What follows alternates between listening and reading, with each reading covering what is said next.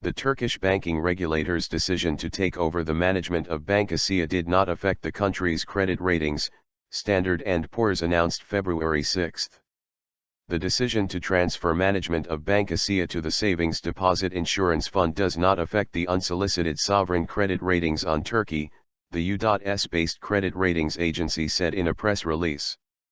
Turkey's current credit rating stands at BB and with a negative outlook. We view this decision as an isolated incident and not a harbinger of systemic distress in the banking sector or a determined politicization of Turkey's regulatory institutions, the statement said. At present, we do not see the potential for systemic distress.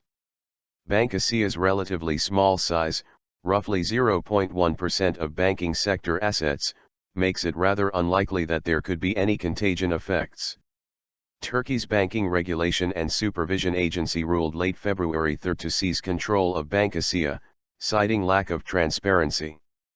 The bank is allegedly affiliated with U.S.-based Islamic cleric Fethullah Gulen and his movement. The Turkish government accuses its ally-turned-nemesis Gulen and his followers of forming an illegal parallel state. Following the Bank Asya takeover, the United States had called on all governments to ensure the monitoring of corporate and financial activity is done in line with international legal standards. Well, obviously this is a Turkish issue, so the Turkish authorities are probably best to speak to this specific case. But broadly speaking, we look to governments, including Turkey, to ensure that monitoring of corporate and financial activity is done in accordance with international legal standards, said Deputy Spokesperson of the U.S. Department of State Marie Harf on February 5.